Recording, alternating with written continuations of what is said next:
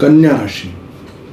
नमस्कार मंडळी, मी ज्योतिष महागुरु डॉक्टर पंकज शास्त्री घेवारे गुरुजी आपल्या सर्वांचं त्र्यंबक राज ज्योतिष या यूट्यूब चॅनलमध्ये मनापासून स्वागत करतो. आज आपण 2026 या वर्षातील जुलै महिन्यामध्ये होणारं ग्रहांचं राशी परिवर्तन आणि या राशी परिवर्तनाचा कन्या राशीच्या जातकांवरती होणारा परिणाम या विषयाची माहिती पाहणार आहोत. संपूर्ण जुलै महिन्यात 3 वेळेला ग्रहांचं राशी परिवर्तन होत आहे. 4 जुलै या दिवशी शुक्र ग्रह सिंह राशीमध्ये राशी परिवर्तन करून येतो. 7 जुलै या दिवशी बुध ग्रह मिथुन राशीमध्ये वक्र होऊन येतोय कर्क राशीतनं. 16 जुलै या दिवशी सूर्य ग्रह कर्क राशीमध्ये येतोय. या राशी परिवर्तनाचा कन्या राशीच्या जातकांवरती होणारा परिणाम या विषयाची माहिती आपण पाहणार आहोत. प्रथम स्थान लग्नेश स्वामी बुध ग्रह हा एकादश स्थानातनं दशम स्थानात वक्री होतोय 7 तारखेनंतर. आणि बुध महाराजांचा इथे भद्र नावाचा राजयोग होतोय. आणि इथे बुध महाराज आल्यानंतर शनी बुधाचा इथे केंद्र योग सुद्धा होतो आहे. म्हणजेच काय तर कन्या राशीच्या जातकांसाठी हा महिना कर्माला प्राधान्यत्व देणारा आणि कामातनं कार्यातनं यशाला गवसणी घालणारा हा महिना आहे, हे विसरून चालता कामा नये. द्वितीय स्थान स्वामी शुक्र ग्रह हा 4 जुलैला व्ययस्थानामध्ये राशी परिवर्तन करून येतो आहे सिंह राशीमध्ये. त्यामुळे आर्थिक जमेच्या बाजूचा विचार करता राजयोग जरी असले तरीही पैशाचा वापर हा जपून करावा लागणार आहे, हे विसरून चालता कामा नये. आर्थिक चणचण ही भासू शकते जर आपण आपल्या कमाईपेक्षा जास्त पैसा खर्च केला तर दुसऱ्यांपुढे हात पसरायची वेळ येऊ शकते. तृतीय स्थान स्वामी मंगळ ग्रह उपचयाचा मालक हा भाग्यामध्ये आहे आणि शुक्राबरोबर त्यांचा केंद्र योग होतोय. बुधाबरोबर त्यांचा द्विद्वादर्शक योग होतोय आणि गुरु सूर्याबरोबर त्यांचा त्रिरेकादश म्हणजे लाभयोग होतो आहे. म्हणजे पराक्रमाला कष्टानं झळाळी बसणारा, जरीही थोडासा तोटा झाला भविष्यात फायदा करून देणारा हा योग आहे. जे म्हणून काही काम हातात घेतलंय ते काम थांबवू नका, ते काम परिपूर्णत्वाकडे न्या, असे ग्रहांचे संकेत कन्या राशीच्या जातकांसाठी आहेत. चतुर्थ स्थान स्वामी गुरु ग्रह हा एकादश स्थानामध्ये गेलेला आहे आणि शनी महाराजांनी त्यांच्या बरोबर नवपंचम नावाचा राजयोग केलेला आहे. म्हणजेच काय तर आर्थिक स्थिती सुबत्ता ही दीर्घकाल टिकणारी आणि कष्टाला सर्वत्र यश प्राप्त करून देणारी आहे. वास्तूसाठी ग्रहांचे संकेत उत्तम आहे. वाहनासाठी योग उत्तम होत आहेत. शेतीवाडी जमीन घेण्यासाठी सुद्धा उत्तम ग्रहांच्या गती प्राप्त झालेल्या आहेत. पंचमस्थान स्वामी शनी ग्रह सप्तम स्थानामध्ये असल्यामुळे प्रेम विवाहाच्या दृष्टीनं अतिशय उत्तम कालखंड आहे. पंचमेशाच्या शनी बरोबर होत असलेला गुरु महाराजांचा नवपंचम राजयोग हा लॉटरी सट्टा जुगार यामध्ये यश देणारा, शेअर मार्केटमध्ये मोठी धनप्राप्ती करून देणारा, फक्त दीर्घ मुदतीच्या बाबतीत गुंतवणुकीत फायदा देणारा हा योग आहे. बऱ्याच जातकांना SIP हा पर्याय उत्तम असणार आहे गुंतवणुकीसाठी.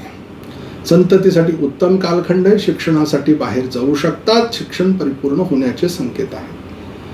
षष्ठ स्थानाचाही स्वामी शनी आहे, तो सप्तमात असल्यामुळे पार्टनरशिपला गती मिळणं, पार्टनरशिपमध्ये अडलेले कामं हे परिपूर्णत्वाकडे जाणं, नोकरीच्या ठिकाणी कामाची वाहवाह मिळणं, नोकरीच्या ठिकाणी कामाचं कौतुक होणं, हाताखाली काम करणारे लोक समर्पण भावनेनं आपल्याकडे काम करायला तयार होतील.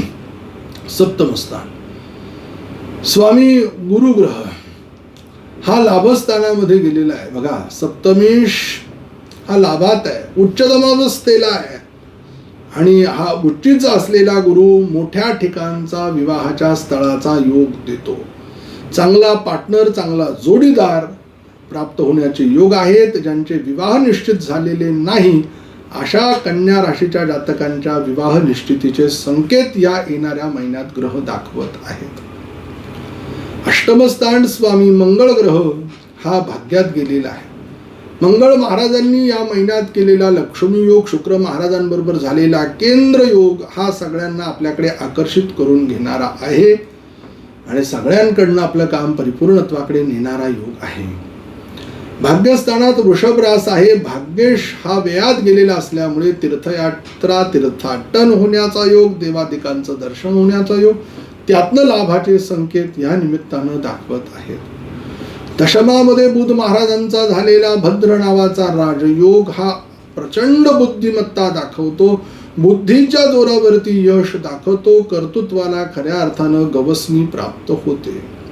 कामाची व्यापकता, कामाची जी काही धावपळ आहे ती कमी न होता अजून मोठ्या प्रमाणात वाढून आर्थिक आवकीचे प्रमाण वाढते.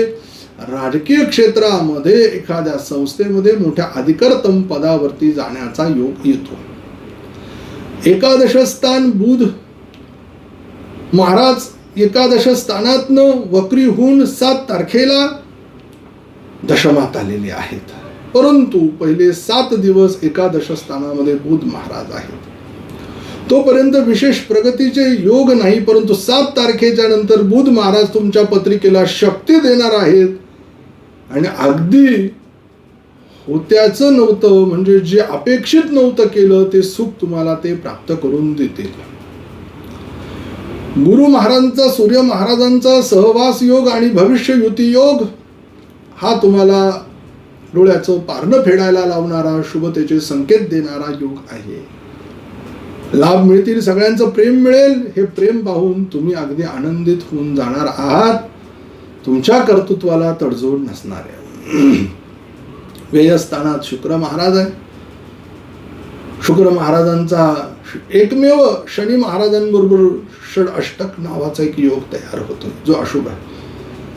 पती पत्नींच्या छोट्याशा कारणानं वादिवाद, भांडण होऊ शकतं. त्यामुळे दोघांपैकी एकानं जमेची, कमीपणाची बाजू घ्यावी. दोघांमध्ये दूरत्व येऊ शकतं, हे विसरून चालता कामा नाही तुम्हाला.